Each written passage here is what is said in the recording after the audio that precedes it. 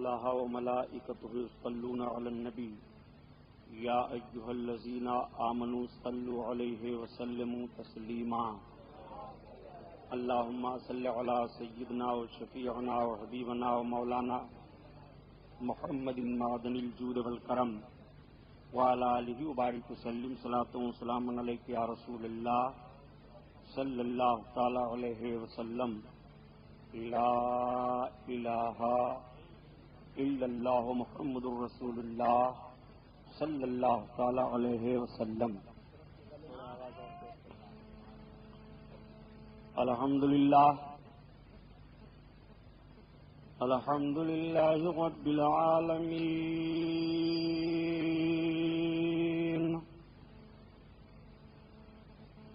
والصلاة والسلام على سید المرسلین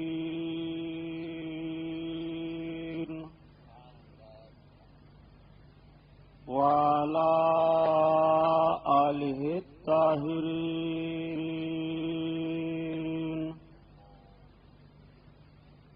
واصحابہ المطہرین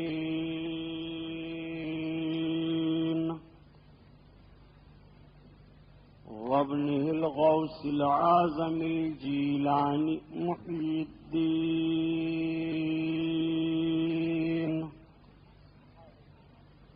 وأهل بيته أجمعين أما بعد أعوذ بالله من الشيطان الرجيم بسم الله الرحمن الرحيم قال الله تعالى في القرآن العظيم والفرقان الحميد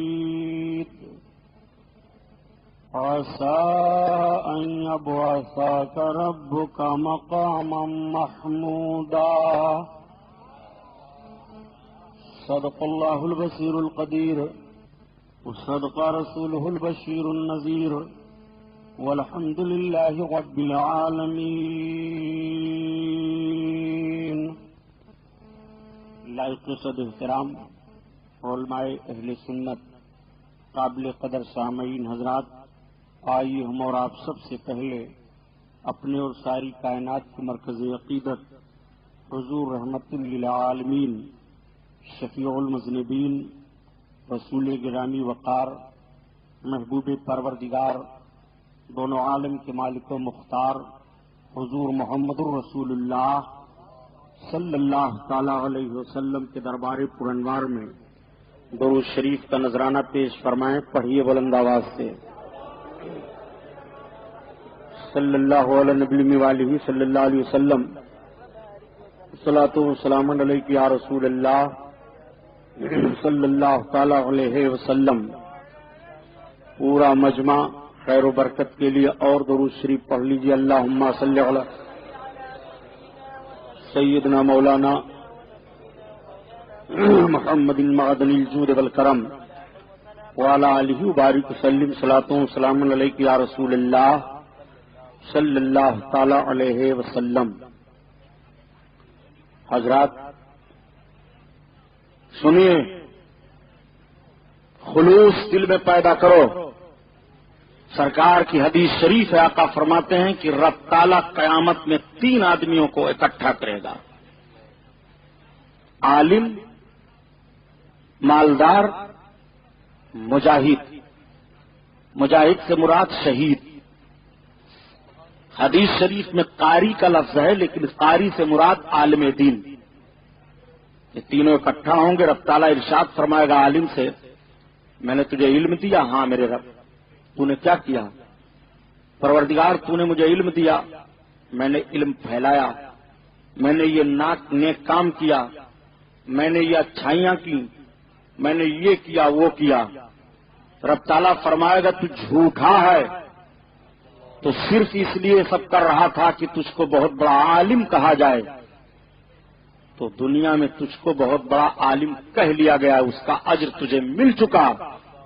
فرشتوں لے جاؤ اسے جہنم میں ڈال دیا جائے گا۔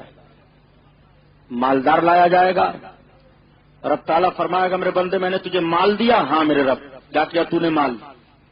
پروردگار میں نے تیرے راہ میں خرچ کیا، غریبوں کو دیا، یتیموں کو دیا، مدرسوں میں دیا، مسجدیں تعمیر کروائیں، میں نے یہ خیرات کیا، وہ صدقہ کیا، رب تعالیٰ فرمائے گا تو جھوٹا ہے، تو نے یہ سب کچھ اس لیے کیا تھا تاکہ تجھ کو بہت بڑا سخی کہا جائے، بہت بڑا مالدار کہا جائے، سو تجھ کو اس کا بدلہ دنیا میں مل چکا، لے جاؤ اسے جہنم میں۔ وہ بھی جہنم میں ڈال دیا جائے گا، مجاہد لایا جائے گا، میرے بندے میں نے تجھے طاقت دی، ہاں میرے مولا، تو نے کیا کیا طاقت کو؟ پروردگار میں تیرے راہ میں لڑا، تیرے دشمنوں کو مارا، میں شہید ہوا، خاک و خون میں تڑپا، اور اب تعالیٰ فرمائے گا تو جھوٹا ہے، تو نے یہ سب کچھ اس لیے کیا تھا کہ تاکہ تجھ کو بہت بڑا بہادر کہا جائے دنیا میں، سو تجھ کو اس کا بدلہ مل چکا، لے جاؤ اس کو جہنم میں۔ اب آپ بتاؤ آپ کا حال کیا ہے؟ نفسانیت کے شکار آپ کتنے ہو؟ اگر جلسہ میں آپ کے نام کا اعلان نہ ہو تو ناک چڑھ گئی، زکوٰۃ آپ نے بانٹی، اگر 50 مولوی اکٹھا ہو کر کے دروازے کھڑے نہ ہو جائیں تب تک زکوٰۃ نہیں بٹے گی۔ خلوص پیدا کرو، خلوص۔ آقا ارشاد فرماتے ہیں جو ہاتھ دے اپنے داہنے ہاتھ سے دے اور بائیں کو خبر نہ ہو، کل قیامت کے دن وہ عرش کے سایہ میں رہے گا۔ خلوص پیدا کیجئے، دکھاوے کا معاملہ نہیں۔ ہم سے ایک صاحب کہنے لگے سبحانی صاحب ہم کو آپ سے بڑی تکلیف ہے، ہم نے کہا وہ کیوں؟ آپ جبہ نہیں پہنتے ہیں، آپ پگڑی نہیں باندھتے ہیں، آپ جبہ پہن لیں، پگڑی باندھ لیں تاکہ لوگ سمجھیں کہ بہت بڑے علامہ ہیں حضرت۔ ہم نے بھی حضرت سے کہا، ہم نے کہا نہیں، جس لباس میں ہوں ایسے مجھے رہنے دو۔ جبہ، قبہ، ٹوپی، صافہ، سوٹ بوٹ، اس کا نام علم نہیں ہے۔ علم تو علم ہے الحمدللہ۔ اس لیے میرے دوستوں ریا سے بچو۔ ایک جملہ کی اور تشریح کر دوں، چونکہ میرے اوپر ذمہ داری ہے، کل میں نے شفاعت پر تقریر کی تھی، اور ابھی امام صاحب جو مسجد کے تقریر کر رہے تھے تو ان کا اشارہ یہ تھا کہ ایسی باتیں نہ بتائی جائیں جس سے لوگ بے عمل ہو جائیں، یعنی شفاعت پر تقریر نہیں ہونی چاہیے۔ کئی بار انہوں نے جملہ ریپیٹ کیا کہ رسول اللہ بخشوا سکتے ہیں یقیناً، لیکن عمل نہ چھوڑیے۔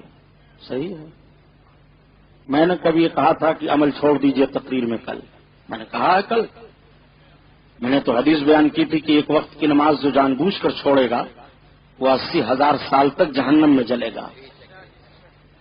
جہاں سرکار نے یہ ارشاد فرمایا کہ جس کے دل میں رائی کے ذرہ برابر ایمان ہوگا میں اسے بخشوا لوں گا، وہیں آقا فرماتے ہیں جو ایک وقت کی نماز جان بوجھ کر چھوڑے گا وہ 80,000 سال تک جہنم میں جلے گا۔ تو یہ عمل پر ابھارنا نہیں ہوا، پھر یہ ریپیٹ کرنے کی ضرورت کیا ہے کہ بے شک رسول اللہ بخشوا سکتے ہیں؟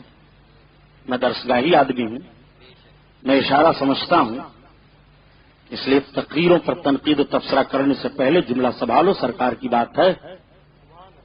جب سرکار کی عظمت پر حملہ ہوا تو اعلی حضرت عظیم البرکت رضی اللہ تعالیٰ عنہ نے 114 صحابہ سے حدیثوں کو روایت کر کے شفاعت پر پوری کتاب لکھی جس کا نام اسماء الاربعین لشفاعت محبوب رب العالمین ہے، تاکہ لوگ عظمت رسول کو سمجھیں۔ علم غیب رسول بیان کرنے کی ضرورت کیوں محسوس ہوئی جب سرکار کے علم غیب پر لوگ اعتراض کرنے لگے؟ نبی کے اختیار کو بیان کرنے کی ضرورت کیوں محسوس ہوئی جب سرکار کے اختیار پر لوگ بحث کرنے لگے؟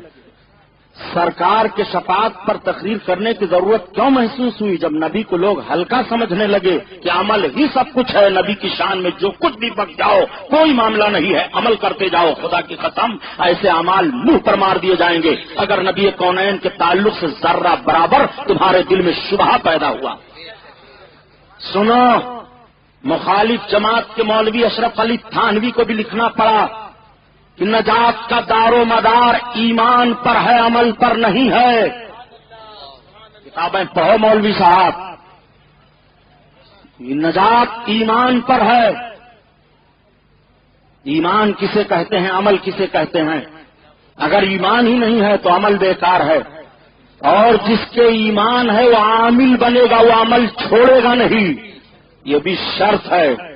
اس لیے نبی کونین صلی اللہ علیہ وسلم کے تعلق سے ایسا جملہ نہ کہا جائے جس سے ہلکا پن محسوس ہو. میرے آقا صلی اللہ تعالی علیہ وسلم ہی بخشوائیں گے. عمل کے ذریعہ نجات کا دار و مدار نہیں ہے، عمل رب کا حکم ہے. ہمارا ایمان لانا عمل پر ضروری ہے، کرنا ضروری ہے. رب نے متعین فرما دیا کہ اعمال چھوڑو گے تو سزائیں ملیں گی.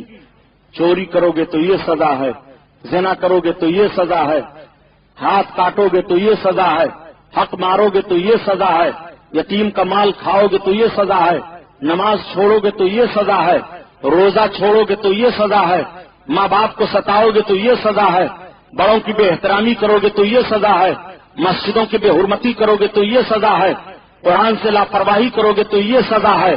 یہ تو سب سزائیں ہیں، ان اعمال پر تمہیں سزائیں ملیں گی. لیکن نبی کی شان میں ذرہ برابر دل میں ہلکا پن پیدا ہو گیا تو کبھی تمہیں نجات ہو ہی نہیں سکتی ہے، کبھی نہیں بخشے جاؤ گے. آقا کریم صلی اللہ تعالی علیہ وسلم کی عظمت کے تعلق سے بیان ہو تو خود مرد مومن کی آنکھیں بھیگ جاتی ہیں. صحابہ نے جب سرکار سے سنا، حضرت ابو درداء نے عرض کیا یا رسول اللہ، چور کو زانی کو آپ بخشوا لیں گے؟ آقا نے فرمایا ہاں. تو صحابہ رو پڑے تھے. کیا ان کی نمازیں چھوٹی تھیں؟ کیا ان کا روزہ چھوٹا تھا؟ تو سرکار کے شان کو سن کر کے تو ان کا عمل بڑھتا تھا، اور آج عظمت مصطفیٰ بیان کیا جائے تو عمل گھٹتا ہے معاذ اللہ. یہ کہاں سے نظریہ آپ نے دے دیا؟ جب مرد مومن اپنے رسول کے عشق میں چور ہوگا تو آگ کے شعلوں میں کود جائے گا اسلام کے لیے. جب سرکار کی محبت اس کے دل میں ہوگی تو وہ تلواروں کی دھار کے نیچے بھی اپنی گردن دے دے گا.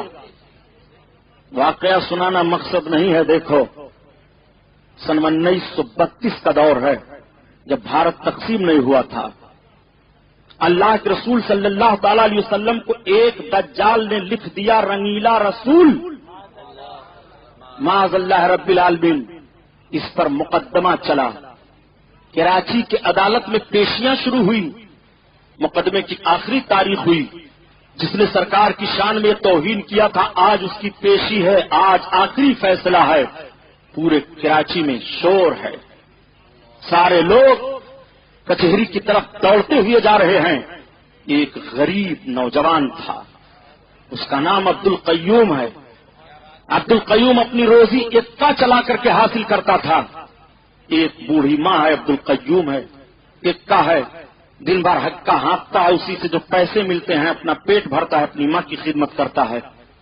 اکا نکالا، جلدی جلدی آ کر کے سواریاں بیٹھ گئیں. اکاوان ہاں، جلدی چلو کچہری کی جانب. کیوں، کیا بات ہے؟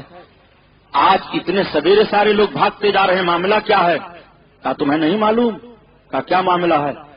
کہا اللہ کے رسول کے شان میں ایک مردود نے توہین کی تھی، اس کے خلاف مقدمہ چلا تھا، آج اس کے فیصلے کی آخری تاریخ ہے، وہی سب دیکھنے جا رہے ہیں. تب تک جوان چونکا. سرکار کی توہین کی گئی تھی؟ کہا ہاں. کہا تو توہین کی گئی، مقدمہ چلایا گیا، اس کی آخری تاریخ ہے. کہا بحث نہ کر بھائی، جلدی چل کمان.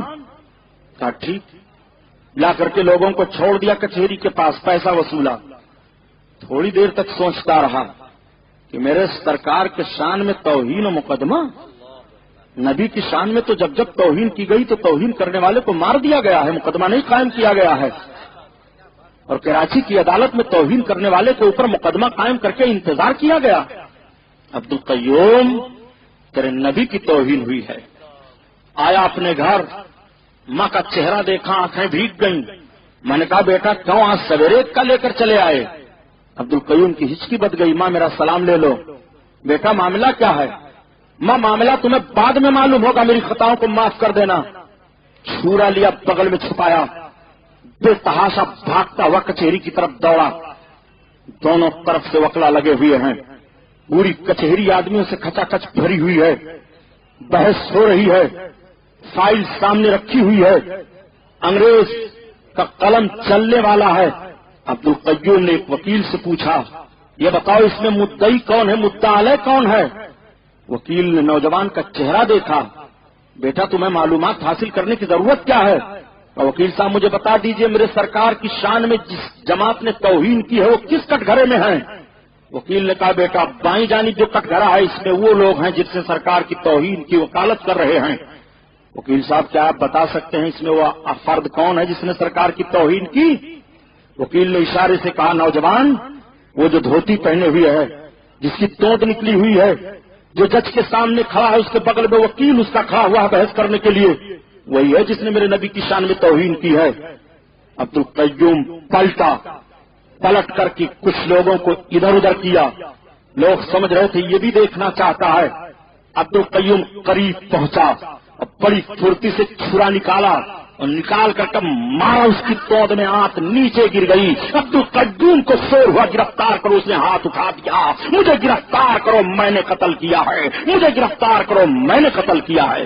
नारे तकबीर, नारे रिसालत, मस्जिद आला हज़रत। जज का कलम चल गया, रुक गया, फाइल रख दी जाती है। अब्दुल कय्यूम को गिरफ्तार कर लिया गया। पूरे कराची में शोर हो गया।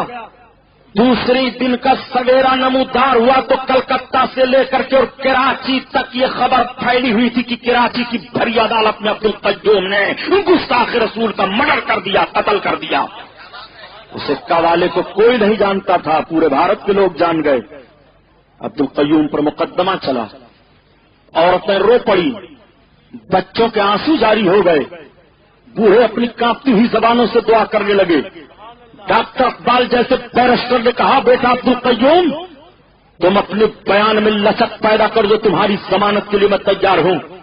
अब्दुल कय्यूम ने जेल के अंदर से कहा था डॉक्टर साहब आपका शुक्रिया, मैं कराची की अदालत से जमानत के लिए गुस्ताखे रसूल को नहीं मारा हूं, मुझे कयामत के मैदान में अपने आका की शफाअत चाहिए इसलिए मैंने मारा है। मुझे कराची की अदालत की जमानत नहीं चाहिए, मुझे रसूलुल्लाह की शफाअत चाहिए।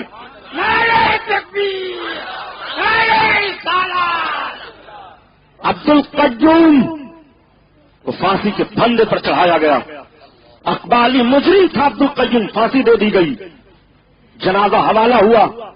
25 लाख मुसलमानों ने अब्दुल कय्यूम के नमाज जनाजा में शिरकत की।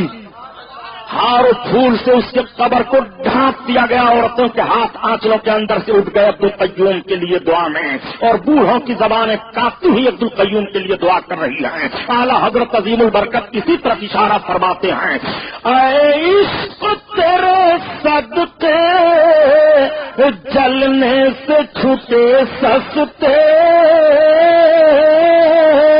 वो आग बुझा देगी जो आग लगाई है। ये है इश्क रसूल। नारे तकबीर, नारे रिसालत, जश्न मिलादुन्नबी, मसलके आला हज़रत अल्लामा गुलाम मुहीउद्दीन सुबहानी। नबी का इश्क जोश मारेगा तो नमाज न छूटेगी, सरकार का इश्क जोश मारेगा तो शराब खाने की तरफ नहीं जाओगे, आका का इश्क जोश मारेगा तो जुआ नहीं खेलोगे। बताओ किसी आशिक रसूल को जुआ खेलते हुए देखा आपने? किसी आशिक रसूल को नमाज छोड़ते हुए देखा आपने? आशिक रसूल ख्वाजा गरीब नवाज है, नमाज छूटी है? आशिक रसूल हजरत मखदूम माहिनी है, नमाज उनकी छूटी है? इश्क रसालत से अपने दिल को सजा लिया इमाम अहमद रजा खान ने, उनकी नमाज छूटी है? तो पहले इश्क रसूल दिलों में कूट कूट कर भर दो या अमल की तरफ खुद मायल हो जाएंगे। अभी असलम साहब ने हुजूर मुफ्ती आजम हिंद की नात पढ़ रहे थे, तो पूरी कोशिश तो इन्होंने की तशरीह करने में, मगर जोश में बेचारे आ गए। उन्होंने जो मिसाल दे दिया कि सुन्नी जा रहा था, कोई मिल गया, कहा पी लो, तो कहा इस शर्त पर पीऊंगा। वो पीने का मामला अलग है, ये मार्फत के अशार हैं। सरकार हुजूर मुफ्ती आजम हिंद फरमाते हैं कि लोग और किस्म का पीते हैं तो अजीब तरह का दीवाना होते हैं, और जब अल्लाह का वली पीता है तो उसकी दीवानगी और होती है। तो आप वो ना समझ लीजिएगा माज़अल्लाह, बात समझाने की तो इन्होंने कोशिश की मगर दूसरे नौयत की बात हो गई। सरकार मुफ्ती आजम हिंद अर्ज करते हैं, अल्लाह का वली जिसे पिला दे अल्लाह अकबर।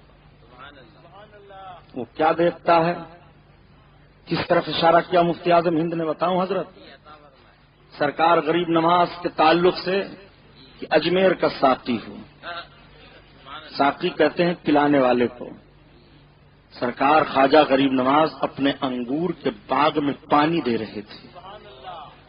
ایک مجذوب پہنچ گئے حضرت ابراہیم قندوزی رحمت اللہ علیہ. سرکار غریب نواز کو دیکھا. آپ بزرگوں کا بڑا لحاظ فرماتے تھے. آپ نے مجذوب کو دیکھا, قریب گئے, سلام کیا. انہوں نے سلام کا جواب دیا, بیٹھ گئے. سرکار غریب نواز نے ارشاد فرمایا, حضور آپ درخت کے نیچے سایہ میں بیٹھ جائیں. سایہ میں بیٹھ گئے. غریب نواز کو دیکھتے رہے. سرکار غریب نواز کو بڑی محبت لگی.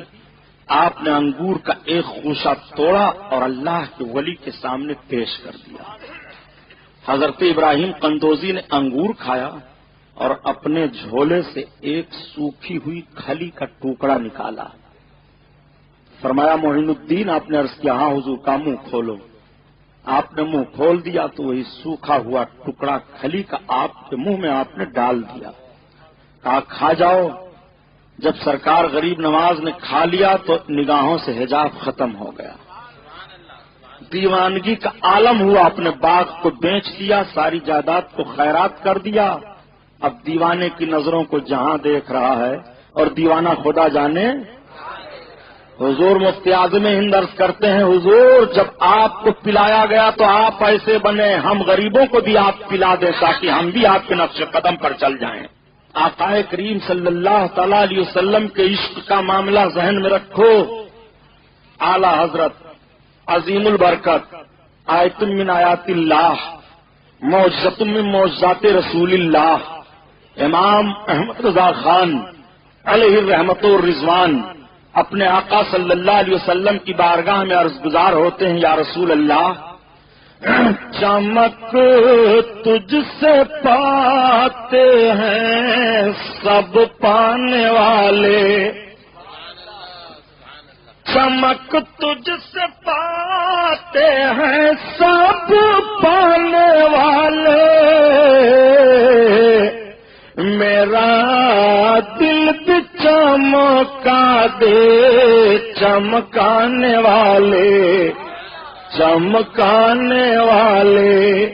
وہ اپنے آقا کی بارگاہ میں عرض کرتے ہیں, یا رسول اللہ دلوں کو روشنی آپ سے ملتی ہے, دل روشن و منور آپ سے ہوتے ہیں. سرکار ہمارے بھی دل کو آپ روشنی دے دیں. یا رسول اللہ اجازت کے لیے حاضر ہوا ہوں. آقا نے فرمایا وہ کون سا؟ عرض کرتے ہیں, یا رسول اللہ عرض کروں. ان کی قوم کے لوگ بھی بیٹھے ہوئے تھے, صحابہ بھی بیٹھے ہوئے تھے, سب کی نگاہیں چڑھ گئیں کہ رسول اللہ صلی اللہ علیہ وسلم کے سامنے اور اس طرح جسارت. عرض کرتے ہیں, یا رسول اللہ مجھے زنا کرنے کی اجازت دے دیں. نبی کونین صلی اللہ تعالی علیہ وسلم نے ارشاد فرمایا قریب آؤ. جب وہ سرکار کے قریب ہوئے تو آقا نے اپنے دست کریم کو ان کے سینے پر رکھا. ارشاد فرمایا کہ جس گناہ کا معاملہ تم سوچ رہے ہو وہ کسی کی بہن ہوگی, ہاں یا رسول اللہ. وہ کسی کی ماں ہوگی, ہاں یا رسول اللہ. وہ کسی کی خالہ ہوگی, ہاں یا رسول اللہ. آقا فرماتے ہیں اگر یہی تصور تمہارے ماں تمہاری بہن تمہارے خالہ کے ساتھ کوئی سوچے تو عرض کرتے ہیں, یا رسول اللہ مجھے بہت برا لگے گا. یا رسول اللہ مجھے انتہائی نفرت پیدا ہو گئی, اب میں اس گناہ کا خیال تک نہیں لاؤں گا. میرے سرکار ان کے سینے پر اپنا دست کریم پھیر رہے ہیں, نبی کا ہاتھ لگ رہا ہے, دل سے وسوسہ گناہ کا ختم ہو جاتا ہے. اب اعلیٰ حضرت کا شعر پڑھو. اعلیٰ حضرت ترجمانی فرماتے ہیں, یا رسول اللہ چمک تجھ سے پاتے ہیں سب پانے والے سب پانے والے. میرا دل بھی چمکا دے چمکانے والے چمکانے والے. اور دلوں کو کیسے روشنی ملتی ہے ذرا دیکھو. اللہ کے حبیب نے ارشاد فرمایا کہ اللہ تعالیٰ نے جسم میں گوشت کا ایک لتھڑا پیدا فرمایا ہے, اگر وہ گوشت کا لتھڑا درست رہتا ہے تو جسم کے سارے اعضاء درست رہتے ہیں. اس گوشت کے لتھڑے کا نام کیا ہے؟ وہ ہے القلب, وہ دل ہے. اگر یہ درست ہے تو جسم کے سارے اعضاء درست ہیں. اگر دل درست ہے تو نگاہیں سلامت رہیں گی. دل درست ہے تو قدموں کا تقدس سلامت رہے گا. دل درست ہے تو پاکیزہ خیالات آئیں گے. دل درست ہے تو شرم و حیا کا دامن نہیں چھوٹے گا. دل درست ہے تو گناہوں کی طرف قدم نہیں اٹھیں گے. دل درست ہے تو ماں باپ کی نافرمانی نہیں ہوگی. دل درست ہے تو رشتے حلال کی طرف طبیعت کا میلان ہوگا. دل درست ہے تو حرام سے پابندی کرے گا. دل درست ہے تو اپنے عزت نفس کا خیال کرے گا. دل درست ہے تو بڑوں کا احترام کرے گا. دل درست ہے تو چھوٹوں پر شفقت کرے گا. دل درست ہے تو یتیموں پر رحم کھائے گا. دل درست ہے تو بیواؤں پر ترس کھائے گا. دل درست ہے تو گناہ کا وسوسہ دل میں نہیں لائے گا. نبی فرماتے ہیں کہ اگر دل درست ہے تو جسم کے سارے اعضاء درست رہیں گے.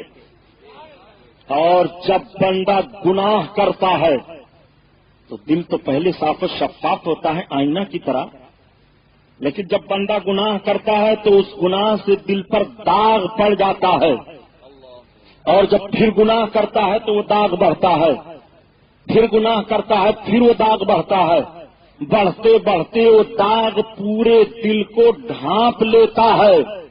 اب آپ اپنی زبان میں کہا کرتے ہو کہ سبحانی صاحب فلاں کے دل میں بات نہیں اترے گی، اس کا دل پتھر ہو گیا، اس کا دل سیاہ ہو گیا، اس کا دل کالا ہو گیا. آپ اپنی بولی میں بولا کرتے ہو. پتہ یہ چلا کہ گناہ کرنے سے دل پر سیاہی آتی ہے، اور اس دل کی سیاہی دھلی کیسے جاتی ہے؟ تو آقا ارشاد فرماتے ہیں اب تائب من الذنب کمن لا ذنب له. ان گناہوں سے توبہ کرنے والا ایسے ہی ہو جاتا ہے گویا اس نے گناہ نہیں کیا. اپنے قلب کی صفائی چاہتے ہو تو رب کی بارگاہ میں تمہیں اپنے خطاؤں سے معافی مانگنی پڑے گی، توبہ کرنی پڑے گی. جب بندہ توبہ کر لیتا ہے تو اس کا دل صاف ہوتا ہے، پھر توبہ کرتا ہے پھر دل صاف ہوتا ہے، پھر توبہ کرتا ہے پھر دل صاف ہوتا ہے. توبہ کرتا جاتا ہے، گناہ چھوڑ دیتا ہے، اب اس سے گناہ نہیں ہوتا، اس کا دل صاف شفاف آئینہ ہو جاتا ہے. التائب من الذنب کمن لا ذنب له. کہاں اٹھ رہے ہو بھائی؟ اٹھ جاؤ جس کو اٹھنا ہو.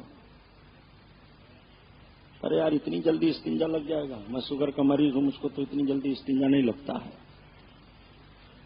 لگانے میں پھنسے ہیں، پھنسانے میں لگے ہیں، بجھانے میں لگے ہیں. ہچک کے بولو، لٹک کے بولو، کھٹک کے بولو، چھٹک کے بولو سبحان اللہ. تب آپ کے اندر حرکت پیدا ہوگی. آپ کا دل مچلے تو آپ اپنی زبان سے خود رب کے حمد کو بیان کریں.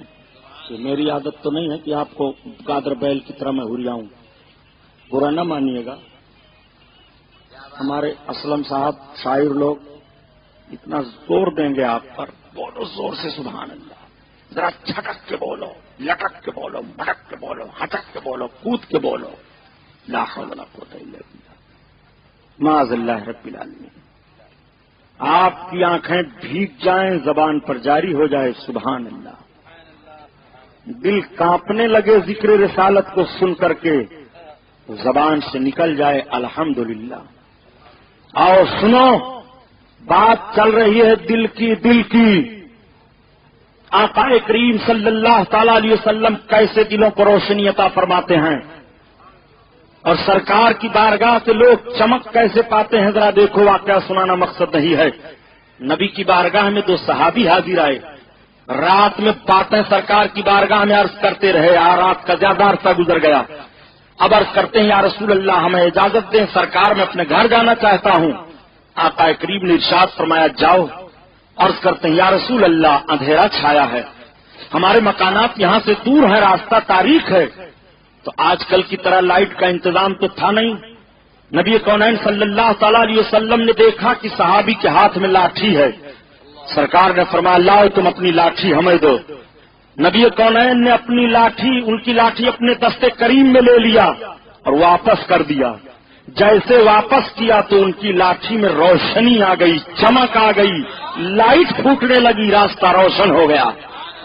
آقا فرماتے ہیں جاؤ. اب چل پڑے. ایک ایسے نقطہ پر پہنچے جہاں سے دونوں کا راستہ الگ ہوتا ہے. لاٹھی ایک روشن ہے، जिनकी लाठी नहीं रोशन थी उन्होंने सोचा लाओ मैं अपनी लाठी इस लाठी से मिला दूं, शायद मेरी लाठी में भी रोशनी आ जाए। नबी के हाथ लग गए हैं। उन्होंने अपनी लाठी को जैसे उस लाठी में टच किया तो वही रोशनी उस लाठी में भी आ गई, रास्ता रोशन हो गया। अब आप जरा गौर फरमाएं, नबी कौनैन के दस्ते करीम में लाठी आ जाए, जुदा कर दें तो रोशनी फैल जाए, अंधेरे में आदमी गिर पड़ रहा हो तो संभल जाए। एक लाठी हजरत मूसा के हाथ में भी आती थी, जब वो अपने हाथ से लाठी जुदा करते थे तो वो लाठी सांप बन जाता था, दौड़ने लगता था, लोग देर की वजह से गिरने पड़ने लगते थे। आला हजरत अजीमुल बरकत तर्जमानी फरमाते हैं, लोगों ये तुम्हारे नबी के हाथ से लाठी लग जाए तो गिर पड़ रहे हो संभल जाते हैं। हजरत मूसा अलैहिस्सलाम के हाथ से लाठी लग जाए और लोग संभले हो तो खौफ से गिर जाया करते हैं। अपने नबी की अजमत को मुलाहजा करो। असाहिर कलीम अज़दाए गज़ब था और गिरों का सारा साहे मोहम्मद, साहे मोहम्मद। आप जरा देखें रोशनी कैसे सरकार से पाते हैं। चमक तुझसे पाते हैं सब पाने वाले, सब पाने वाले, मेरा दिल भी चमका दे चमकाने वाले, चमकाने वाले। अल्लाह अल्लाह, चमक की बात आ गई तो देखो, यही तो वजह है प्यारे कि अल्लाह हजरत की नात का एक शेर पढ़ो, हवालों को देखो। आका करीम सल्लल्लाहु तआला अलैहि वसल्लम एक जंग में तशरीफ ले गए, लश्कर इस्लामी का दस्ता है, पहाड़ियों के दरमियान एक मैदान है, वहां सरकार ठहर गए, लश्कर ठहर गई। सरकार वुजू फरमाने लगे। लोगों ने अर्ज किया या रसूल अल्लाह पीने के लिए लश्कर में पानी नहीं है। नबी कौनैन सल्लल्लाहु अलैहि वसल्लम ने यह नहीं फरमाया पानी तलाश करो देखो मैं क्या करूं, नहीं। अर्ज करते हैं या रसूल अल्लाह पीने के लिए लश्कर में पानी नहीं है। सहाबा का अंदाज जरा देखो, पानी न मिले पीने के लिए तो नबी से अर्ज करो, खाना न मिले खाने के लिए तो अपने आका से अर्ज करो, मकान न मिले रहने के लिए तो अपने आका से अर्ज करो, भूख की शिकायत हो तो अपने आका से अर्ज करो। अर्ज करते हैं या रसूल अल्लाह लश्कर में पानी नहीं है। आका करीम सल्लल्लाहु अलैहि वसल्लम ने फरमाया अली इधर आओ। हजरत अली आया, आपने एक सहाबी को और बुलाया, इरशाद फरमाया इस पहाड़ के पीछे चले जाओ, एक हबशी गुलाम पानी लेकर के जा रहा है, जाओ उसे बुला लाओ। नबी कौनैन के फरमान पर ये दोनों सहाबी रवाना हो गए।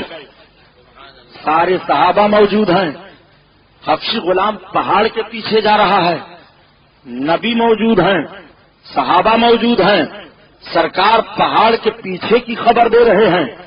सहाबा का ईमान व अकीदा है कि नबी जो खबर दे रहे हैं सही दे रहे हैं खबर, इसलिए कि जब ये जमीन पर रह करके आसमानों की खबर देते हैं तो इनके लिए पहाड़ कैसे हिजाब बनेगा। नबी जो खबर दे रहे हैं वो सही खबर दे रहे हैं। मैं आपसे पूछना चाहता हूँ फिर बराहीन कातिया में कैसे लिख दिया गया कि नबी ने फरमाया कि मुझे दीवार के पीछे का इल्म नहीं है। नबी तो फरमाते हैं कि पहाड़ के पीछे हबशी गुलाम पानी लेकर जा रहा है। जरा जुमले पर गौर फरमाइए। ये बातें कह दी जाएं तो कहते हैं बरेलवी मौलवी तो झगड़े की बातें करते हैं, हम झगड़े की बातें कर रहे हैं। नबी पहाड़ के पीछे की खबर दे रहे हैं। अब अगर कोई कहे कि नबी ने फरमाया कि मुझे दीवार के पीछे का इल्म नहीं है तो मानोगे उसे? आका फरमाते हैं अली जाओ इस पहाड़ के पीछे पानी लेकर, हबशी गुलाम जा रहा है, पानी लेकर जा रहा है, हबशी है जा रहा है, गुलाम है जा रहा है। जितने गैबों की खबरें नबी दे रहे हैं जरा मुलाहजा फरमाइए। हजरत अली कायनात तशरीफ फरमा हुए गुलाम को रोका, ठहर, चल तुझको मेरे आका ने बुलाया है। कहा मैं अपने मालिक के पास जाता हूं। कहा नहीं चल तुझको मेरे मालिक ने बुलाया है। कहा कौन मालिक? कहा जो सारे मालिकों के मालिक हैं, सारे आकाओं के आका हैं। हजरत अली ने ला करके गुलाम को सरकार के सामने हाजिर कर दिया। गुलाम ने आज तक इतना हसीन व जमील चेहरा नहीं देखा था। जैसे सरकार का चेहरा देखा तो देखता रह गया। उनका रूए हसी देखते रह गए, देखते रह गए। नूर دیکھتے رہ گئے تو سرکار کا مقدس چہرہ دیکھتا رہا. آقا نے فرمایا لاؤ مشق، پانی کا لاؤ میرے پاس. پانی کا مشق نبی کی بارگاہ میں پیش کیا گیا. نبی کونین نے اپنے دستے قریب سے اس کے منہ کو کھولا. ارشاد فرمایا تم سب لوگ پی لو، اپنے اپنے گھوڑوں کو پلا دو، اپنے اونٹوں کو پلا دو، اپنے اپنے مشکیزوں کو بھر لو. سارے لشکر اسلامی کے لوگ پانی سے سیراب ہو جاتے ہیں. آقا نے فرمایا جب اس کے مشق کے منہ کو باندھ دو، منہ باندھ دیا جاتا ہے. آقا ارشاد فرماتے ہیں اس کو واپس کر دو. وہ دیکھ رہا تھا کہ یہ نبی پر حق ان کا ہاتھ لگ گیا تو مشق کا پانی نہیں کم ہوا. یہ ہمارے اوپر ہاتھ لگا دیں گے تو میرا چہرہ حسین ہو جائے گا. عرض کیا اے نبی پر حق، اب مشق کا پانی بعد میں لوں گا، پہلے اپنی غلامی میں ہمیں لے لیجئے. سرکار نے کلمہ پڑھایا، اسلام میں داخل کر لیا. آج کچھ لوگ کہہ دیا کرتے ہیں کہ مذہب اسلام تلوار کے زور سے پھیلا ہے. حرام خور کہیں کے، تجھے تاریخ نہیں معلوم ہے؟ مذہب اسلام تلوار کے زور سے پھیلا ہے. کس تلوار نے حبشی غلام کو مسلمان کیا؟ نبی کونین نے تو حبشی غلام پر اسلام پیش بھی نہیں کیا تھا. نبی کی عظمت کو دیکھا، کلمہ پڑھ لیا. دیکھ رہے ہیں کہ نبی کا ہاتھ مشق سے لگ گیا تو پانی کم نہیں ہوا. عرض گزار ہوئے یا رسول اللہ. میرے آقا نے فرمایا ہاں، آپ اپنا دستے کریم میرے چہرے پر پھیر دیں. ذرا حسن کی خیرات مانگ رہے ہیں، دیکھو. عرض کرتے ہیں یا رسول اللہ اپنا دستے کریم میرے چہرے پر پھیر دیں. آقا نے فرمایا آؤ قریب آؤ. جب وہ قریب ہوئے تو نبی نے اپنا دستے قریب ان کے چہرے پر لگا دیا. مولانا روم رحمت اللہ علیہ فرماتے ہیں کسانی یوسف شد در کمالو در جمال. وہ غلام حضرت یوسف علیہ السلام کے حسن کا پرتو ہو گیا. اتنا حسین و جمیل چہرہ بنا. یہ نبی کا ہاتھ ہے، غلام کے چہرے پر ایک بار لگ جائے تو چمکنے لگے. یہ ان کا ہاتھ ہے، 5 وقت رگڑ رگڑ کر دھوتے ہیں، بجائے چمکنے کے اتنا بڑا بڑا گھٹا پڑ جاتا ہے. تو کہتے ہیں سبحانی صاحب بھی ہمارا مذاق اڑاتے ہیں. مذاق میں تھوڑی اڑاتا ہوں، آپ کا گھٹا ہی ایسا ہے کہ کہا جائے تو کہہ دیتا ہوں. بھئی ہاتھ ملنے سے تو چہرہ صاف ہوتا ہے، مگر یہ اتنا ملتے ہیں کہ بجائے صاف ہونے کے کالا پڑ جاتا ہے. پھر بھی جب کہتے ہیں کہ رسول اللہ بھی انسان ہے، ہم بھی انسان ہیں. نبی کا ہاتھ کالے چہرے پر لگ جائے تو اجلا ہو جائے، خوبصورت بن جائے. ان کا ہاتھ لگے تو خوبصورت ہو تو بدصورت بن جائے. نبی کا ہاتھ لگ جائے تو جسم مہکنے لگے، ان کا ہاتھ لگ جائے تو کھجلی نہ بھی ہو، کھجلی نکل آئے. جب یہ کہتے ہیں جیسے ہم ہیں ایسے نبی ہیں. ایک آنکھ کے اندھے ہیں جیسے یہ ہیں جیسے نبی ہیں. پیر کے لنگڑے ہیں کہتے ہیں جیسے نبی ہیں ایسے ہم ہیں. 1 کلو میل لگی ہے جیسے یہ ہیں کہتے ہیں ایسے نبی ہیں. بھنگار میں دوڑ رہے ہیں کہتے ہیں جیسے نبی ہیں ایسے ہم ہیں معاذ اللہ. نبی کونین صلی اللہ تعالی علیہ وسلم کے ذات عالی کو اپنے آپ کو تشبیہ دینے والوں اپنے ایمان کا جنازہ نہ نکالو. خدا کی قسم نبی کی کوئی تمثیل نہیں ہے. نبی لا نظیر ہے، نبی لا مثیل ہے. نبی کی کوئی مثال نہیں، نبی کا کوئی جواب نہیں. اعلیٰ حضرت عظیم البرکت اسی لیے فرماتے ہیں کہ خلق سے اولیاء سے رسول اور رسولوں سے اعلیٰ ہمارا نبی سب چمک والے اجلوں میں چمکا کیے اور اندھے شیشوں میں چمکا. ہمارا نبی چمک تجھ سے پاتے ہیں سب پانے والے. میرا دل بھی چمکا دے چمکانے والے. اعلیٰ حضرت کا دوسرا شعر سنو. برستا نہیں دیکھ کر ابر رحمت اور بادوں پر بھی برسا دے برسانے والے. حضرت نے کیوں کہا؟ آقا کریم صلی اللہ علیہ وسلم کی بارگاہ میں ایک جوان حاضر آئے، عرض کرتے ہیں یا رسول اللہ، آپ کی بارگاہ میں ایک خطا بیان کرنے کے لیے میں حاضر آیا ہوں، مجھ سے ایک بہت بڑا جرم ہوا ہے۔ یا رسول اللہ وہ خطا میں بیان کرنا چاہتا ہوں۔ آقا فرماتے ہیں کون سی خطا؟ عرض کرتے ہیں یا رسول اللہ زبان کانپ رہی ہے، کلیجہ منہ کو آ رہا ہے، یا رسول اللہ میری ہمت نہیں ہو رہی ہے۔ آقا فرماتے ہیں معاملہ کیا ہے بتاؤ تو؟ عرض کرتے ہیں یا رسول اللہ میں کفن چور تھا، کفن کی چوری کیا کرتا تھا۔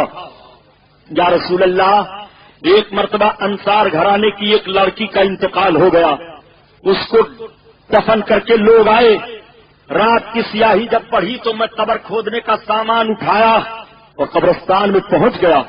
یا رسول اللہ میں نے قبر کی مٹی ہٹائی، قبر تازہ تازہ تھی، جلدی جلدی مٹی ہٹا دیا۔ یا رسول اللہ میں نے اس لڑکی کے جسم سے کپڑے کو اتار لیا اور جب کپڑا لے کر کے میں چلنے لگا تو یا رسول اللہ مجھے شیطان نے دھوکہ دے دیا۔ یا رسول اللہ میں شیطان کے بہکاوے میں آ گیا، مجھے نفس پر کنٹرول نہ ہوا، میرے آقا میں پلٹ پڑا، قبر میں اترا، میں نے اس لڑکی کے ساتھ منہ کالا کیا۔ اتنا سننا تھا نبی کونین صلی اللہ علیہ وسلم نے اپنے وجہ کریم کو پھیر لیا، ارشاد فرمایا دور ہو جاؤ۔ وہ رونے لگے، یا رسول اللہ اب معافی کا پروانہ یہاں سے نہیں ملے گا تو کہاں ملے گا، گناہ یہاں نہیں معاف ہوگا تو کہاں معاف ہوگا، یا رسول اللہ آپ در کریم سے بھگائیں نہ۔ آپ سن رہے ہیں توحید نیٹ ورک کی اسلامک آواز۔ Tawheed network international Islamic YouTube channel. ان کے آنسو بہ رہے ہیں، وہ روتے چلے جا رہے ہیں، موتی سمجھ کے شان قریبی نے چن لیے، قطرے جو گرے تھے عرق انفعال کے نبی کی بارگاہ میں رو رہے ہیں۔ ایک دن کا عرصہ گزر گیا، روئے جا رہے ہیں، دوسرے دن کا عرصہ گزر گیا، روئے جا رہے ہیں، تیسرے دن کا عرصہ گزر گیا، روئے جا رہے ہیں، چوتھے دن کا عرصہ گزر گیا، آنسو پر آنسو گرتے چلے جا رہے ہیں، مگر نبی کونین صلی اللہ تعالیٰ علیہ وسلم توجہ نہیں فرماتے ہیں۔ رب تعالیٰ کو اپنے بندے کا رونا پسند آ گیا، حضرت جبریل علیہ الصلوۃ والتسلیم کو محبوب کی بارگاہ میں بھیج دیا، محبوب آیت کریمہ لے کر چلے جاؤ، لا تقنطوا من رحمت اللہ، اور میرے محبوب سے کہہ دو جبریل میرا سلام، اور میرے محبوب سے کہہ دو اے محبوب بندوں کی بخشش میں کروں گا، میرے بندوں کو محروم نہ کیا جائے۔ اور اللہ تعالیٰ نے جوان کی خطا کو معاف کر دیا۔ حضرت عیسیٰ علیہ حضرت جبریل علیہ الصلوۃ والتسلیم بارگاہ رسالت میں حاضر ہوئے، سلام عرض کرتے ہیں یا رسول اللہ آپ کا رب آپ کو سلام پیش فرما رہا ہے۔ یا رسول اللہ رب کا فرمان ہے لا تقنطوا من رحمت اللہ، اللہ کی رحمت سے نا امید نہ ہو۔ اے اللہ کے حبیب رب تعالیٰ نے جوان کی خطا کو معاف کر دیا، رونا پسند آ گیا۔ نبی کریم توجہ فرماتے ہیں اور جوان کو سینے سے لگا لیتے ہیں، مغفرت رب کی طرف سے جو ہلی ہے اس کی بشارت عطا فرما دیتے ہیں۔ جوان نبی کے قدموں پر گر پڑے، آنکھوں سے آنسو بہ رہے ہیں، یہ معافی کا پروانہ نبی کی بارگاہ سے مل رہا ہے۔ آقا کریم توجہ کر رہے ہیں، رب تعالیٰ نے رونا پسند فرما لیا ہے۔ اب اعلیٰ حضرت کا شعر تو ہوئی تھی کی ترجمانی فرما رہے ہیں، برستا نہیں دیکھ کر ابر رحمت اور باتوں پر بھی برسا دے، برسانے والے برسانے والے۔ اللہ اللہ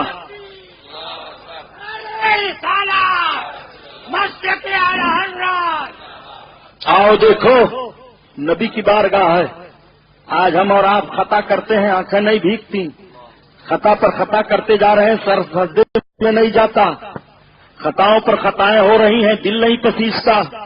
مگر ذرا صحابہ کی مقدس زندگی پڑھو، اگر ان کو اپنی زندگی میں کوئی لغزش ہو جاتی ہے، نفس پر کنٹرول نہ ہوا، کوئی لغزش ہو گئی تو رب کے محبوب کی بارگاہ میں روتے ہوئے حاضر ہوتے ہیں۔ ایک صحابی ہیں حضرت مائز رضی اللہ تعالیٰ عنہ، سرکار کی بارگاہ میں حاضر ہوئے، یا رسول اللہ میں ہلاک ہو گیا۔ آقا نے فرمایا مائز کیا بات ہے؟ عرض کرتے ہیں یا رسول اللہ مجھ سے بہت بڑا گناہ ہو گیا۔ آقا نے فرمایا مائز بتاؤ تو کیا معاملہ ہے؟ عرض کرتے ہیں یا رسول اللہ مجھ سے زنا ہو گیا۔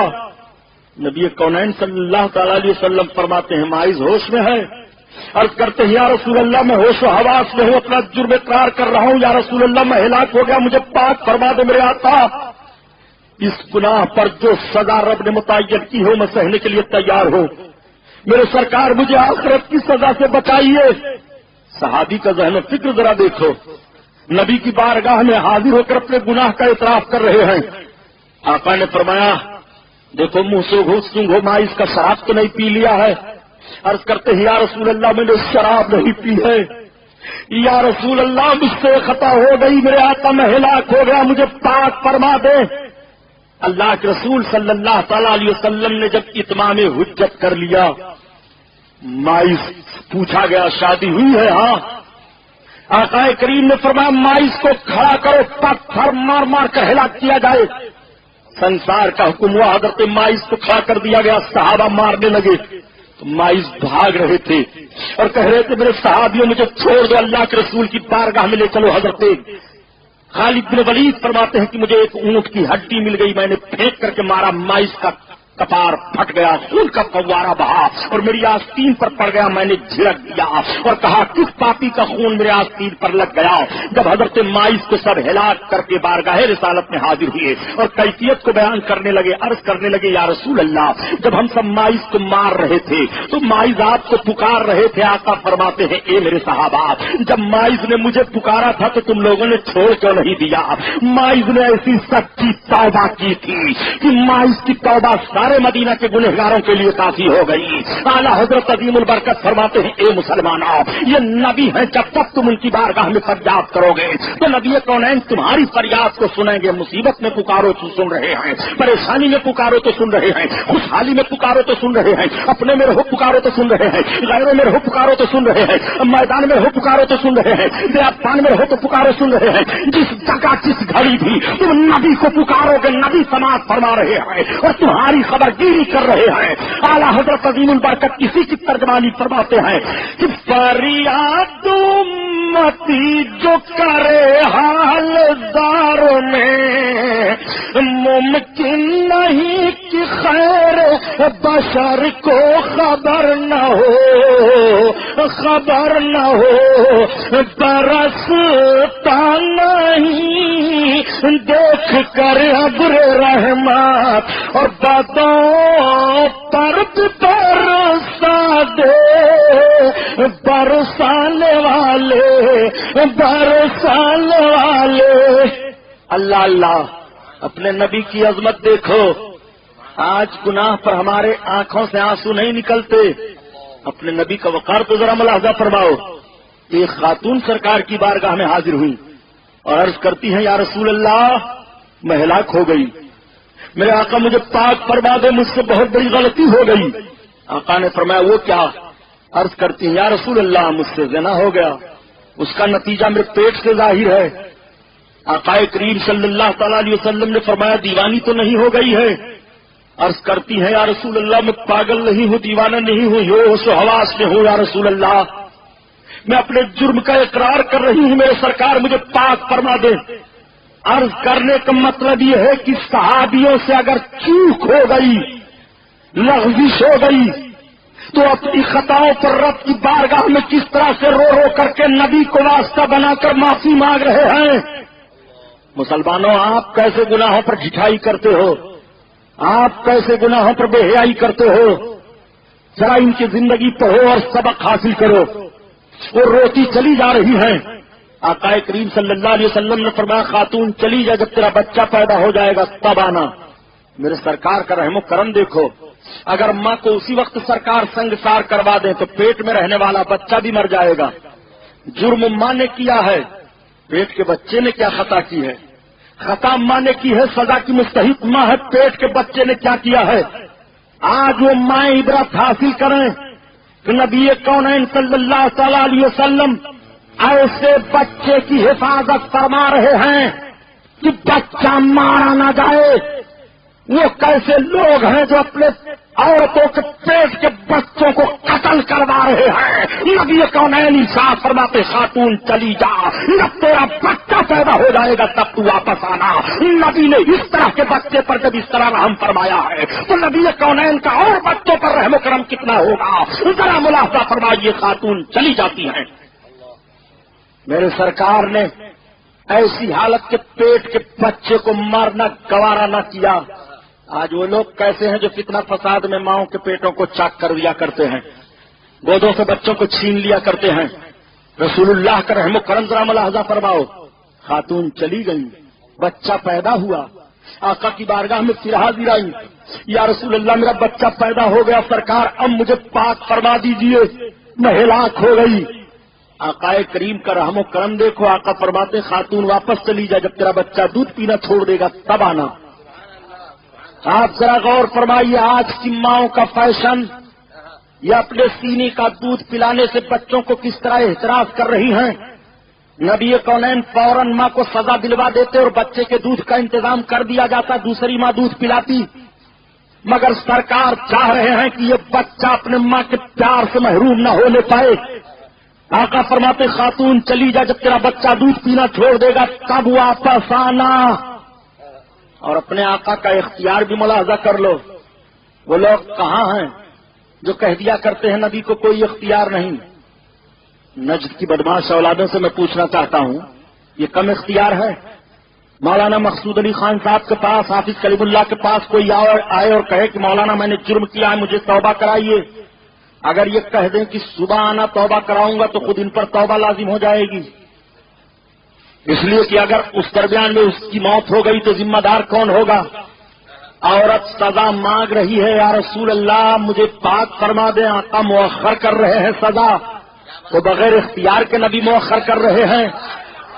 सरकार का ये इख्तियार है, नबी जिसको चाहे सजा दें, जिसकी सजा को चाहे ताखीर फरमा दें। आका इरशाद फरमाते हैं, औरत चली जा, जब तेरा बच्चा दूध पीना छोड़ देगा तब तू वापस आना। औरत चली गई, बच्चा दूध पीना छोड़ दिया।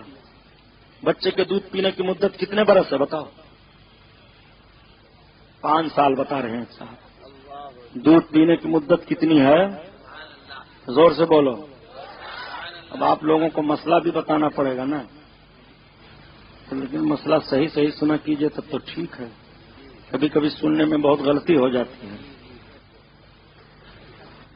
इनसे जरा पूछिए, आप किस मौलवी का नाम लेते हैं? आप भी तो किसी का नाम लेकर के चिल्लाते हैं। नहीं, हम इमाम आजम साहब को नहीं मानते। तब किसको मानते? इमाम शाफी ना, इमाम अहमद इब्न हंबल को नहीं, इमाम मालिक को ना। तब किसको आप मानते हैं? आप कभी कोई इमाम है कि सब इमामें बने बैठे हो? वे सब इमाम बन जाओगे तो काम बनेगा? एक तो इमाम होगा बहरहाल, तो 4 रकात नमाज पढ़नी है तो एक आगे बढ़ता है, उसे इमाम कहा जाता है, ताकि तुम्हारी 4 रकात नमाज सही हो जाए। तो दीन के सारे मसाइल पर अमल करते हुए मालूमात हासिल करनी है तो किसी एक इमाम को तो मानना ही पड़ेगा कि जिसके बताए हुए मसलों पर अमल किया जाए। ये सब मसला अपने जान जाओगे। एक साहब कहने लगे, नहीं साहब हम लोग किसी इमाम वगैरह नहीं मानते हैं। हमने कहा तो जितने लोगों ने इमामों को माना है सब बेवकूफ थे, तुम ही लोग सच्चे हो। हिंदुस्तान में मोहम्मद बिन कासिम से लेकर के और बहादुर शाह जफर तक ये जितने सलातीन गुजरे हैं मुसलमान, ये सबके सब मुकल्लिद थे, किसी न किसी इमाम को जरूर मानते थे। महमूद गजनवी हजरत इमाम आजम अबू हनीफा को मानते थे, गाजी पाक हजरत इमाम आजम अबू हनीफा को मानते थे, हजरत निजामुद्दीन महबूब इलाही इमाम आजम अबू हनीफा को मानते थे, सरकार बख्तियार काकी इमाम आजम अबू हनीफा को मानते थे, हजरत ख्वाजा गरीब नवाज इमाम आजम अबू हनीफा को मानते थे, हजरत गौसे आजम इमाम अहमद इब्न हंबल के मुकल्लिद थे, अलाउद्दीन खिलजी हनफी थे, औरंगजेब आलमगीर हनफी थे, बहादुर शाह जफर हनफी थे, जहीरुद्दीन बाबर हनफी थे, मखदूम शाह माहिमी रहमतुल्लाह अलैह शाफई थे। ये जितने मखदूम जितने बुजुर्ग हैं, चारों इमामों में से किसी न किसी के मुकल्लिद हैं। सब बेवकूफ रहे। इमाम शाफई रहमतुल्लाह अलैह के मुकल्लिद हजरत मखदूम माहिमी हैं, बेवकूफ थे? तकलीद शिर्क होता, नाजायज होता, हराम होता, बिदात होता तो ये करते तकलीद? गौस पाक हजरत इमाम अहमद हंबल की तकलीद करते? सुनो, हजरत इमाम अहमद हंबल कौन हैं? हजरत इमाम अहमद हंबल का हाल ये है, आज अगर किसी का इंतकाल हो जाए, 10, 20, 25, 50 हजार आदमी इकट्ठा हो जाएं, तो ऐलान होता है अखबार से, रेडियो से कि इतने हजरात थे नमाज जनाजा में, इतने लोग थे फला की मौत में। उसका नतीजा, इतने लोगों ने नमाज जनाजा में शिरकत की, लेकिन जितने लोग शरीक हुए वापस आए, कोई बेनमाजी था तो नमाजी बना, कुछ पता नहीं। कोई चोर था तो चोरी करने से तौबा किया, कुछ पता नहीं।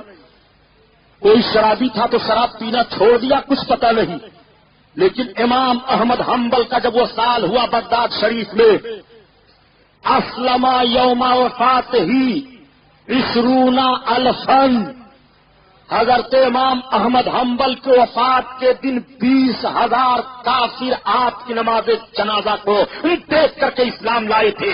آپ کی نماز جنازہ میں 25 لاکھ مسلمانوں نے شرکت کی تھی۔ اس 25 لاکھ مسلمانوں کا اجتماع دیکھ کر کے 20,000 کافر اسلام قبول کر لیتے ہیں، وہ حضرت امام احمد بن حنبل ہیں۔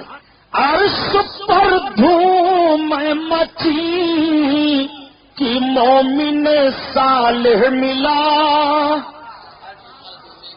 میں بہت غور کرتا رہا کہ اعلیٰ حضرت کے اس شعر کا معاملہ کیا ہے، تو جب حضرت احمد بن حنبل کے وصال کی تاریخ پڑھا تو سمجھ میں شعر آ گیا۔ عرش پر دھوم مچی کہ مومن صالح ملا، اس فرش پر ماتم اٹھا کہ طیب و طاہر گیا۔ کہیں کہ سبحانی صاحب تو عجیب تقریر کرتے تھے، آج عجیب رخ بدل دیا۔ رخ نہیں بدلا ہوں، آپ کو سمجھا رہا ہوں۔ کوئی مولوی صاحب آپ کو جنت میں نہیں لے جائیں گے۔ آؤ دیکھو، اپنے آقا کا عشق دل میں لاؤ۔ خاتون حاضر ہوئی، یا رسول اللہ میرا بچہ دودھ پینا چھوڑ دیا۔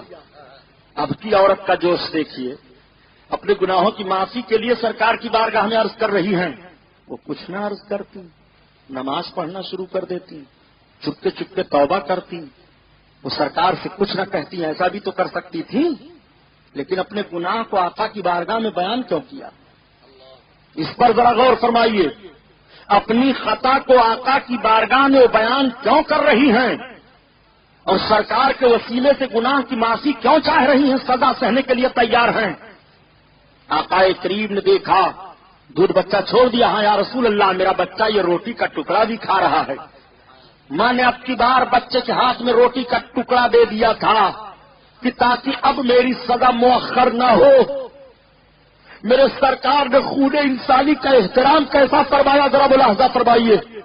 جس رسول نے اس طرح کے جرم کرنے والے عورت کی سزا کو اتنا مؤخر کر دیا ہو، اے مسلمانوں تم اپنے اگر خطاؤں کی معافی مانگتے رہو گے تو نبی کونین کو کب یہ برداشت ہوگا کہ میرا امتی اپنے گناہ کی سزا پائے؟ رب فرماتا ہے بلو انہم یظلمون انفسہم جاؤکا، محبوب اگر بندے اپنے نفسوں پر ظلم کر بیٹھے، بڑے بڑے گناہ کر بیٹھے اور تمہاری بارگاہ میں آ جائیں اور تم ان کے لیے معافی مانگ دو رب کی بارگاہ میں، تو رب تعالیٰ بہت بڑا معاف فرمانے والا ہے۔ پتا چلا کہ اگر جرموں کی معافی چاہتے ہو تو تمہیں نبی کے دروازہ پر جانا پڑے گا، تب اپنے جرموں کی معافی تمہیں ملے گی۔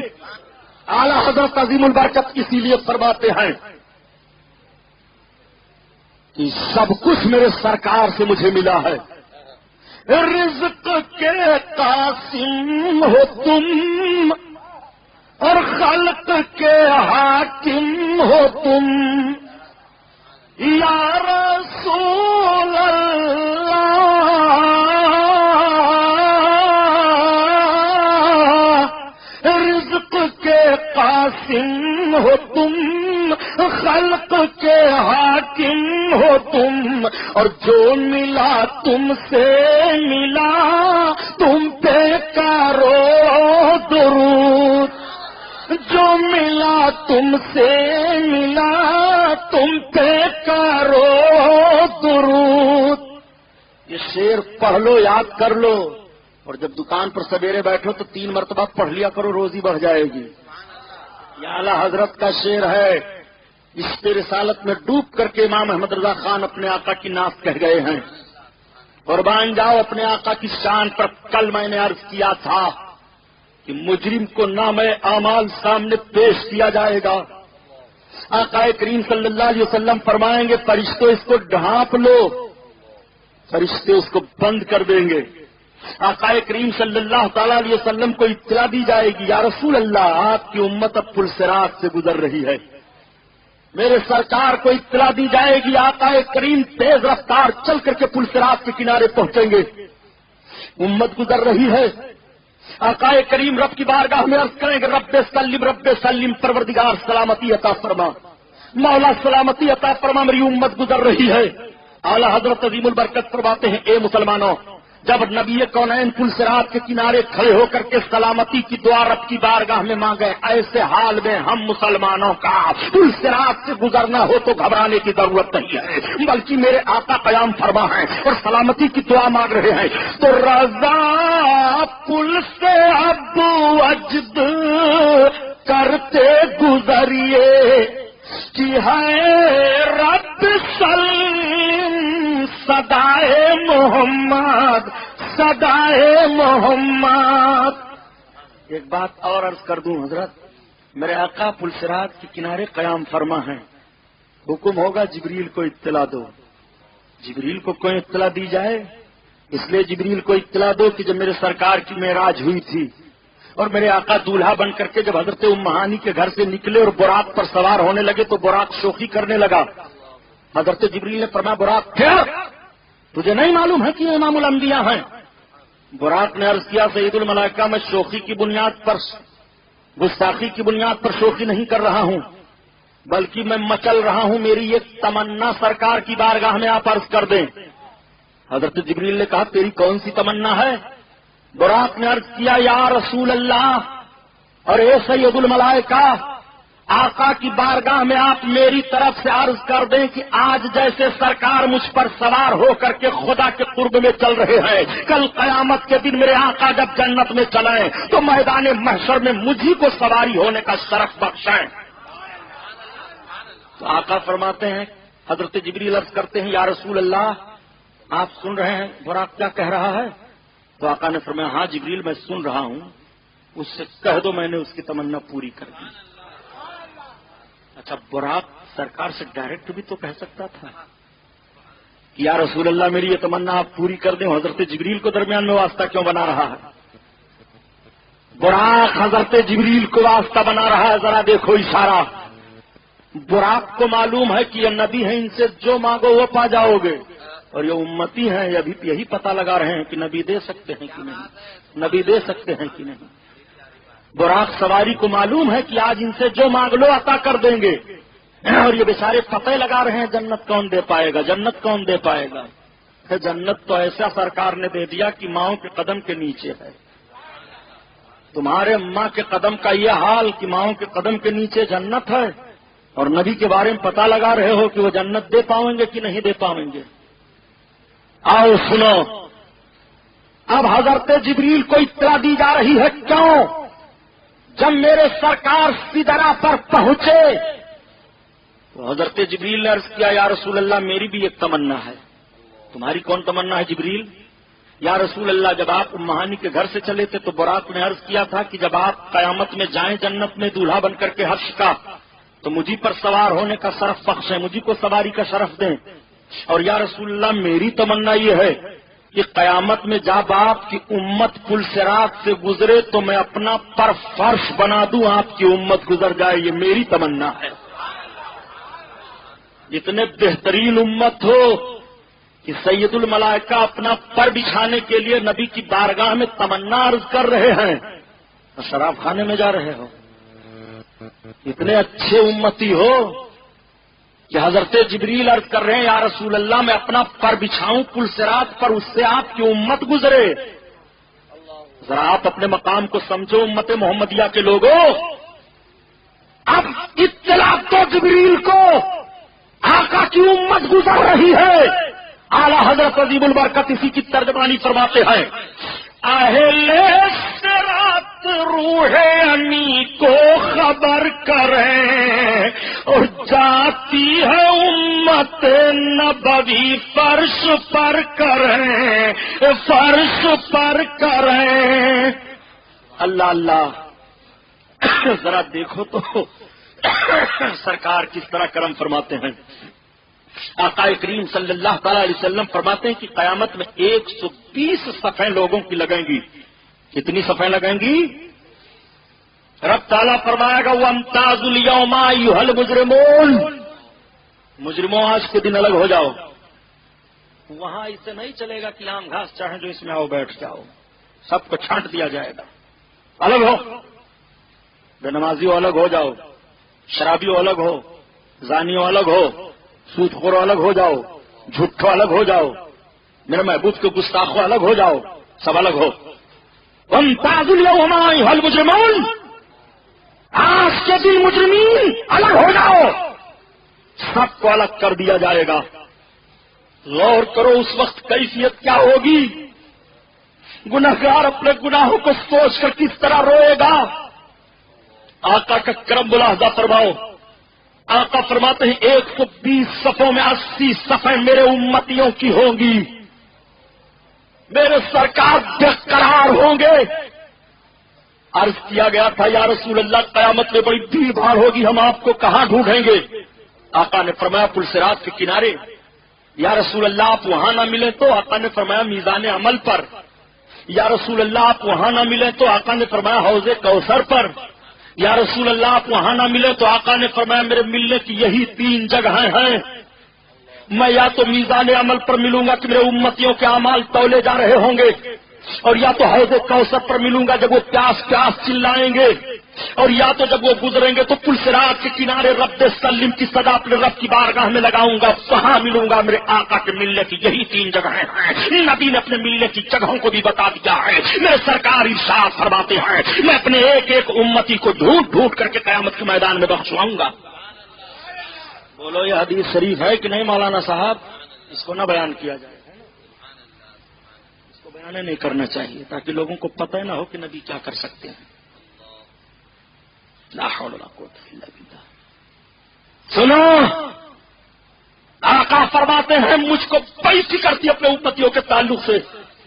جب رب نے آیت کریمہ نازل فرمائی، اس کے راوی حضرت علی ہیں، وَلَا سَوْفَ يُؤْتِيكَ رَبُّكَ فَتَرْضَىٰ، تو حضرت علی روایت کرتے ہیں کہ میرے آقا مسکرا اٹھے۔ رب بیان فرماتا ہے محبوب تمہیں تمہارا رب القریب اتنا دے گا اتنا دے گا اتنا دے گا کہ راضی ہو جاؤ گے۔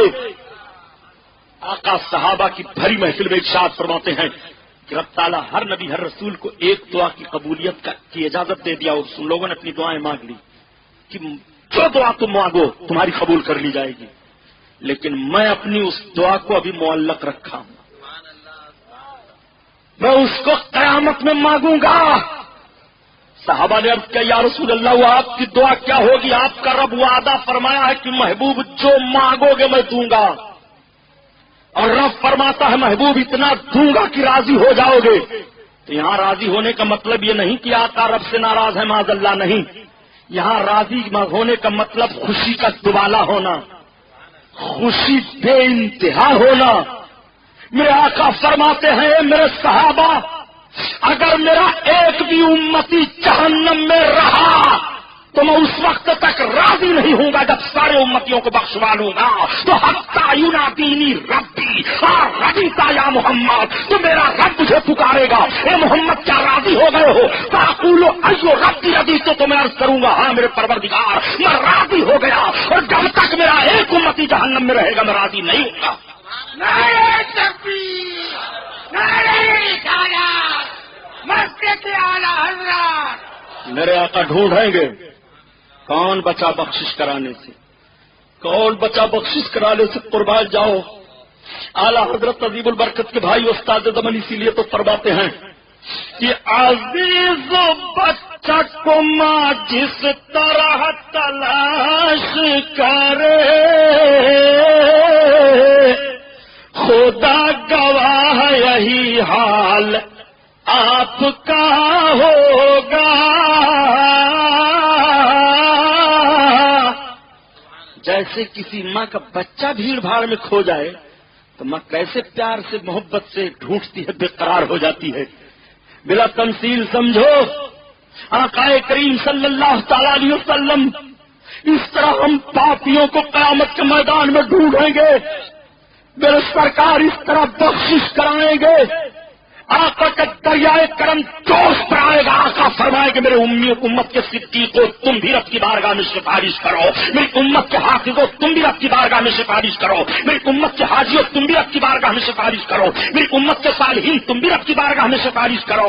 اب صدیقین سفارش کر رہے ہیں, وہ بخشے جا رہے ہیں. صالحین سفارش کر رہے ہیں, ان کے معتقدین بخشے جا رہے ہیں. غوث اعظم سفارش کر رہے ہیں, قادری بخشے جا رہے ہیں. غریب نواز سفارش کر رہے ہیں, چشتی بخشے جا رہے ہیں. اعلیٰ حضرت سفارش کر رہے ہیں, رضوی بخشے جا رہے ہیں. امام احمد رضا خان سفارش کر رہے ہیں, برکاتیوں کی بخشش ہو رہی ہے. امام شافعی سفارش کر رہے ہیں, شافعیوں کی بخشش ہو رہی ہے. امام اعظم سفارش کر رہے ہیں, حنفیوں کی بخشش ہو رہی ہے. امام مالک سفارش کر رہے ہیں, مالکیوں کی بخشش ہو رہی ہے. امام احمد حنبلی سفارش کر رہے ہیں, حنبلیوں کی مغفرت ہو رہی ہے. یہ رب کے محبین رب کی بارگاہ میں عرض کر رہے ہیں, ان کے متعلقین بخشے جا رہے ہیں. شفاعت عام ہو جائے گی.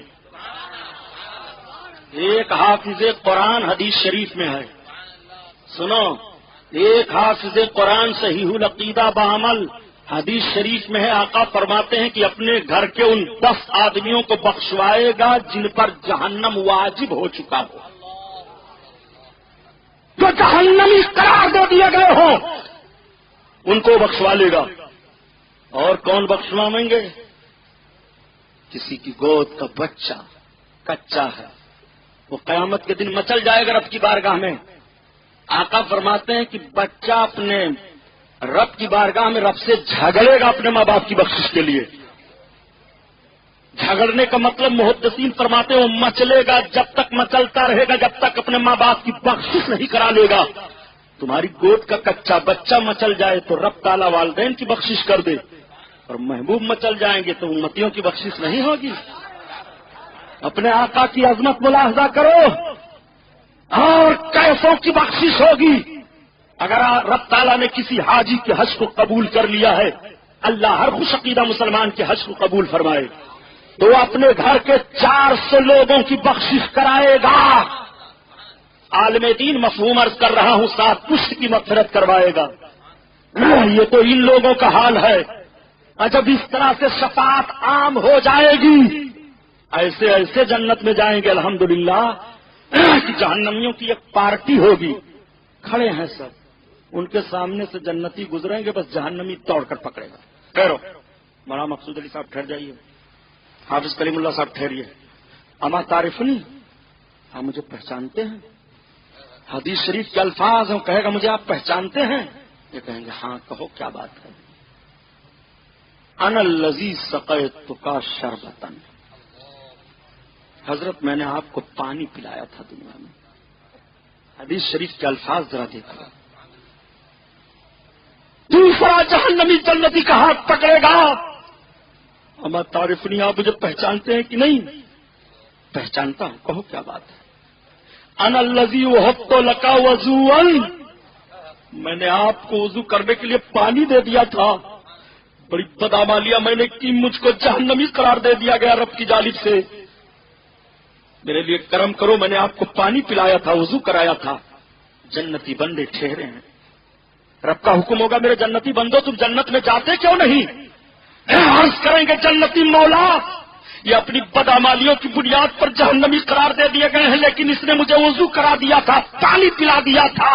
فَيَشْفَعُ لَهُ فَيَدْخُلُهُ الْجَنَّةَ, رب تعالیٰ کا حکم ہوگا جنتی بندو ہاتھ پکڑ لو, جنت میں لے کر چلے جاؤ. نعرہ تکبیر, نعرہ رسالت. دیکھو کیسے کیسے بخشے جا رہے ہیں. اور کون بخشے جائیں گے؟ میرے آقا پر جو درود شریف پڑھا ہے سرکار اس کو بخشوا لیں گے. جس نے محبت سے نبی کا نام چوم لیا ہے نبی اسے بھی بخشوا لیں گے. واقعہ سناؤں تو بڑا لمبا واقعہ ہو جائے گا. اصل میں یہی تو ہوتا ہے, ایک ہی رات میں سب کچھ بیان کر جاؤ. ٹائم نہیں ہے, ایک ہی رات میں سب کچھ بیان کر جاؤ. حضرت موسیٰ علیہ السلام کی امت میں سے ایک امتی ان کا بہت بڑا گنہگار تھا, پاپی. جب وہ مر گیا تو اتنا بڑا پاپی تھا کہ گاؤں والوں نے اس کو دفن نہیں کیا, آبادی سے باہر پھینک دیا. اللہ تعالیٰ نے حضرت موسیٰ کو حکم دیا, موسیٰ چلے جاؤ, اس کو غسل دو, کفن دو, نماز جنازہ پڑھو. حضرت موسیٰ گئے تو آبادی والوں نے بتایا کہ ارے حضور تو اتنا بڑا پاپی تھا گندھورا, اور آپ آئے ہیں اس کے لیے. آبادی کے کسی لوگ کی ہمت نہیں ہوئی کہ اس کو دفن کیا جائے.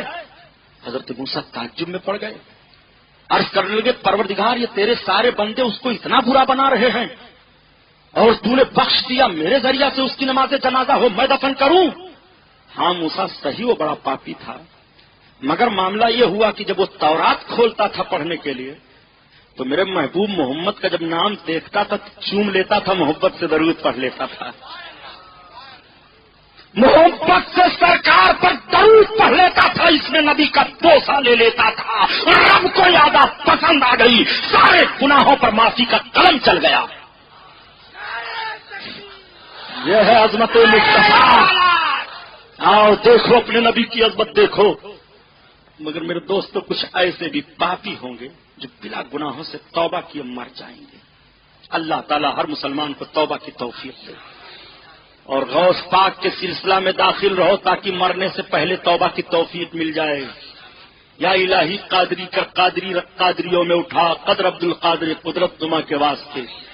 مگر کچھ ایسے ہوں گے گناہ کیے ہوں گے، پاپ کیے ہوں گے، توبہ نہیں کریں گے، مر جائیں گے۔ رب کی مشیت ہوگی انہیں جہنم میں ڈالو، ان کی جگہ دوزخ ہے، جہنم میں ڈال دیا جائے گا۔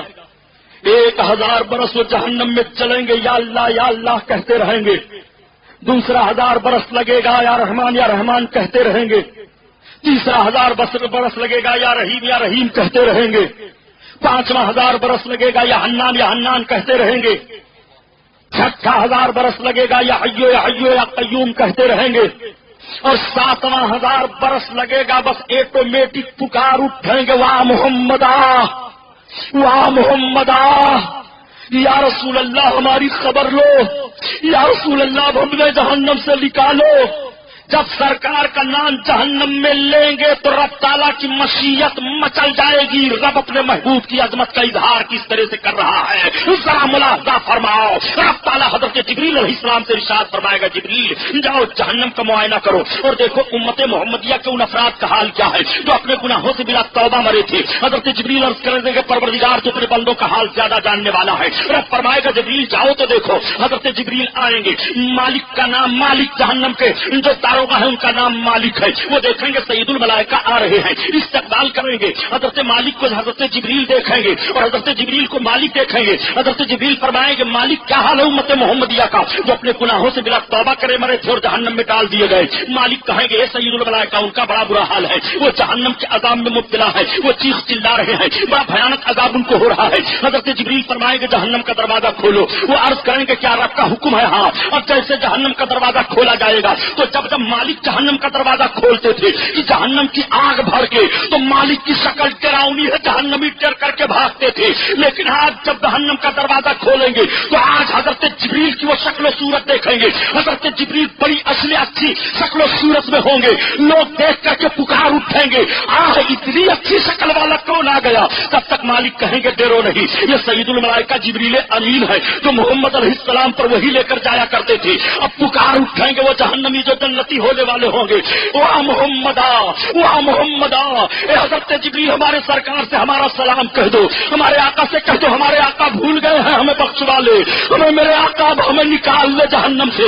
حضرت جبریل علیہ السلام واپس آئیں گے، رب تعالیٰ کی بارگاہ میں حاضر ہوں گے۔ رب فرمائے گا جبریل کیا حال ہے؟ عرض کریں گے پروردگار تو اپنے بندوں کا حال زیادہ جاننے والا ہے۔ حضرت جبریل سے رب فرمائے گا کیا حال ہے؟ عرض کریں گے پروردگار تیرے بندے تیرے عذاب میں مبتلا ہے، بڑے بھیانک ان پر عذاب ہو رہے ہیں۔ رب تعالیٰ فرمائے گا جبریل میرے بندوں نے کچھ کہا ہے؟ ہاں پروردگار تیرے بندوں نے تیرے محبوب کو سلام کہا ہے اور تیرے محبوب کی دہائی دے رہے ہیں۔ رب تعالیٰ فرمائے گا جبریل تو جاؤ میرے محبوب کو بتاؤ جنت میں۔ اب حضرت جبریل علیہ السلام جنت میں آئیں گے، جنت میں میرے سرکار ایک موتی کے محل میں ایک نورانی تخت پر ہوں گے، انبیاء اور مومنین سرکار کے روبرو حاضر ہوں گے۔ تب تک حضرت جبریل پہنچیں گے، رونے لگیں گے۔ آقا فرمائیں گے جبریل کیوں رو رہے ہو؟ عرض کریں گے یا رسول اللہ رب کے حکم سے آپ کے ان امتیوں کو میں نے دیکھا ہے جو اپنے گناہوں سے بلا توبہ کیے مر گئے تھے اور رب کے حکم سے جہنم میں ڈال دیے گئے، وہ آپ کو پکار رہے ہیں، وہ آپ کو سلام کہے ہیں۔ تب تک میرے سرکار رو پڑیں گے اور سرکار کا سر سجدہ میں ہوگا۔ اعلیٰ حضرت عظیم البرکت کا شعر اب پڑھو، اللہ کا جہنم ابھی نہ سرد ہوگا،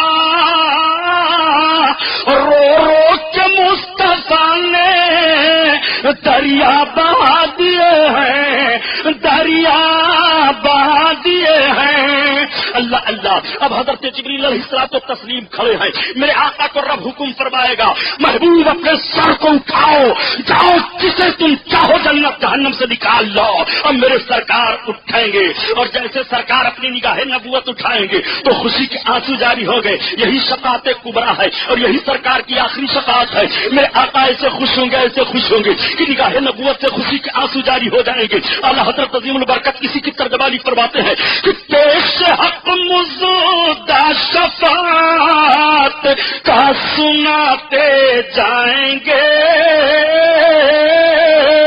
اور آپ روتے جائیں گے, سب کو ہنساتے جائیں گے. اللہ اللہ. اب میرے سرکار چلیں گے جہنم کی طرف. آقا آ رہے ہیں. جیسے سرکار کو مالک دیکھیں گے جن کی ڈیوٹی جہنم کے دروازہ پر ہے تو کہیں گے وہ دیکھو رحمت للعالمین آ رہے ہیں, وہ دیکھو بشیر و نذیر آ رہے ہیں, وہ دیکھو شفیع المذنبین آ رہے ہیں, وہ دیکھو امام الانبیاء آ رہے ہیں. میرے سرکار تشریف فرما ہوں گے, مالک استقبال کریں گے, سلام عرض کریں گے. آقا فرمائیں گے مالک میری امت کا حال کیا ہے جو اپنے گناہوں کی بنیاد پر جہنم میں ڈالے گئے. مالک عرض کریں گے یا رسول اللہ ان کا بڑا برا حال ہے.